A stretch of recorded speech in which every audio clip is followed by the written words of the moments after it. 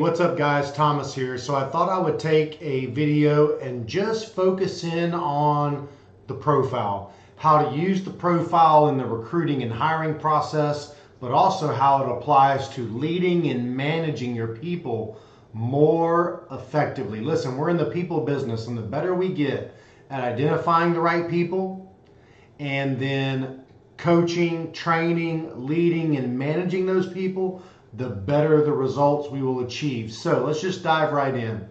With the profile, there are four key sections that we're typically looking at. Number one is the communication style, the driver, influencer, stable, compliant. How do they prefer to communicate and how do they make decisions? The second is the motivational factors. We'll dig into that in just a second. The third, and this is the one you need to put a star by, internal, external beliefs.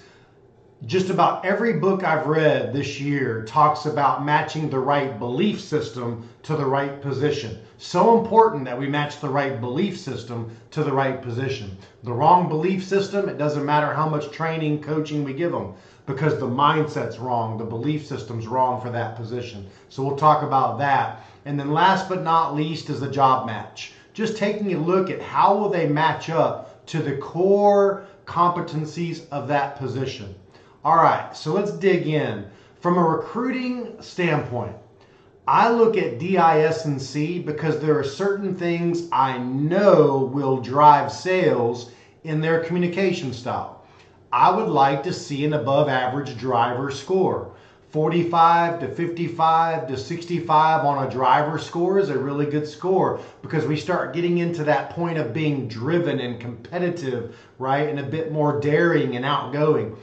On the I score, I want to see something similar. I want to see some of that gregarious and persuasive in the I score. So I'm looking for some D and some I to tell me that we have the right communication style to be successful in sales. Now, here's the reality. Most plumbers are going to have S and C in their profile, and that's okay, especially if it can be followed up with a 35, 45, 50 D. Right? Because I know the S is going to be relational and kind-hearted and caring and take care of the customer. I know the C is going to be detail-focused. By the way, I don't want that to be off the charts high, paralysis by analysis, right? But it can be a marginal C. I want a good, healthy S, and I'd like to see a good, healthy D and I for some real sales results. If they're off the charts high S and C, and the D and I scores are really, really low, I'm going to have to dig in with this candidate. I'm going to put them under some pressure. I'm going to make them sell me something to see if they've got the chops. There are things I'm looking for. Does not mean there's such a thing as a perfect profile for a great salesperson. But I will tell you, consistently, you want to see an above average, 45 to 50, plus D, 45 to 50 plus I with some S and C would be perfect, but there's no such thing as perfect when it comes to a profile. There are, though, things I'm looking for.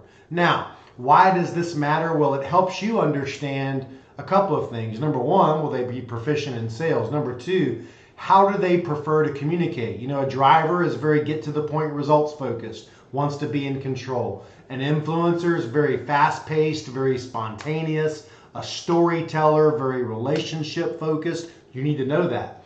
A stable needs to feel comfortable, a little bit slower pace, wants to feel comfortable, wants to like you, wants you to like them.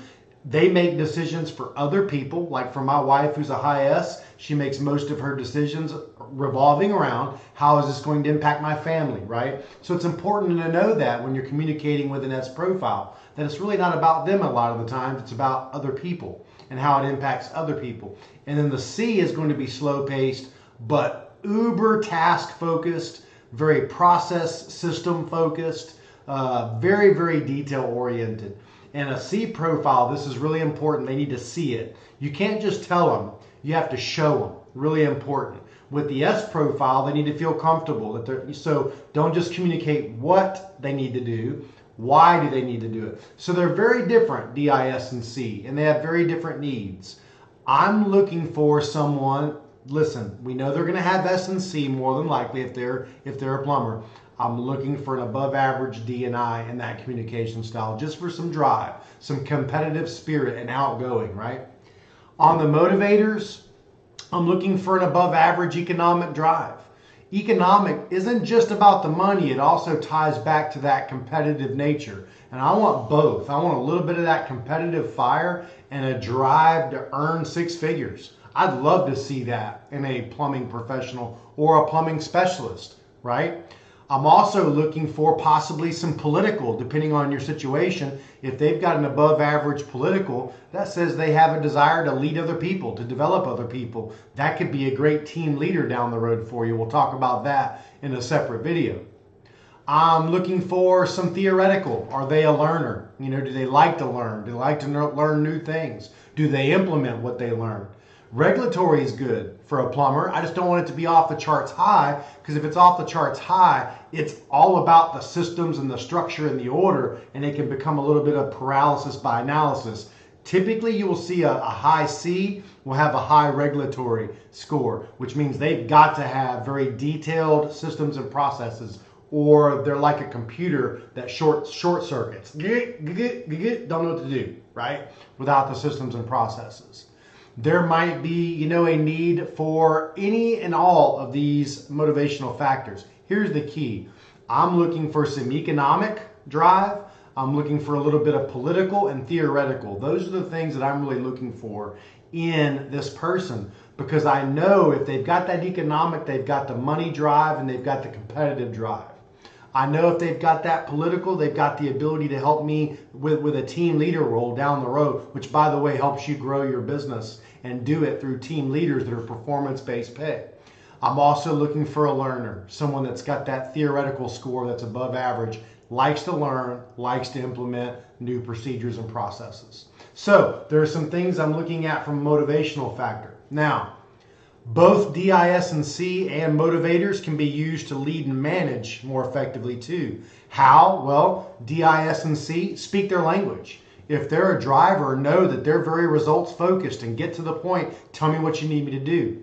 If they're an influencer, they're very relational, they're very prestige focused. They want to be the very best at what they do. Use that to motivate them, right? If you know that, so they tie together, right, the DIS&C and the motivators.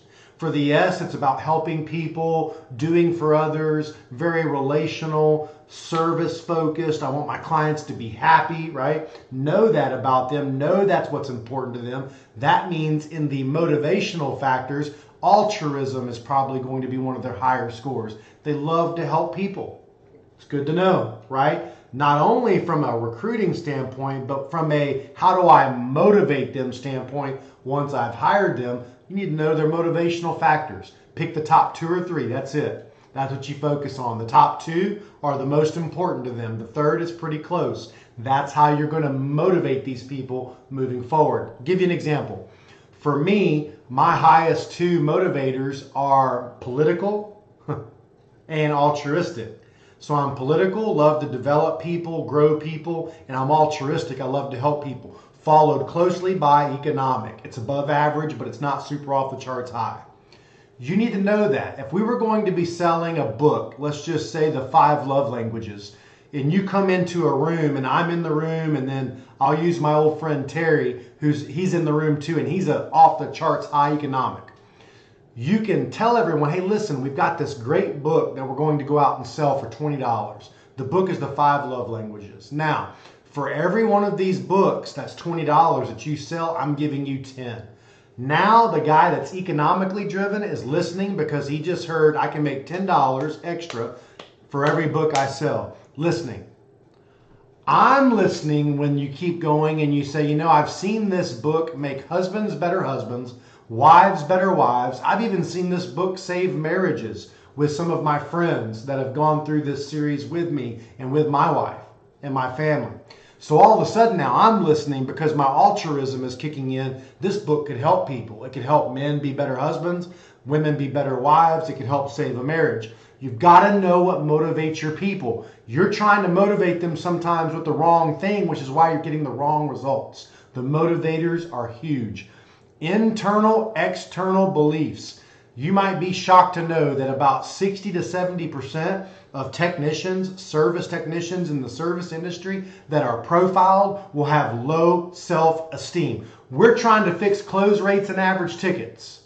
Those are symptoms to the true problem, which is a low self-esteem issue. Until you build that person up, until you change the way that they believe about themselves, if you can, until you do that, you will never see an increased close rate or average ticket because of the low self-esteem in their internal beliefs. So we've got to really dig into the belief system. It'll tell you a little bit about that. It'll tell you about their focus on driving towards results. It'll tell you things like maybe they've struggled to hit goals in the past, and that's been an issue for them, and they're reluctant to engage again because they feel like they've been burned in the past by a bad leader. It'll tell you things like maybe they're uncertain about their future and that this role is the right role. When you see stuff like that in the belief system, it's telling you there might be a belief issue. And if there's a belief issue and it does not get corrected, you will never get the results you need and want from that candidate. So you've got to really dig in. And by the way, you're going to have a cheat sheet that will really help you dig into the belief system. And then the job match. I'm looking for above average job match. I'm not looking to hire a guy because he's breathing and has a pulse. I'm looking for someone that can hit singles and doubles and triples and some home runs. And I'm also looking for those superstars that are hitting triples and home runs on a consistent basis. Bottom line is this, and then I get asked this all the time. So, Thomas, based on the profile, would you hire this person?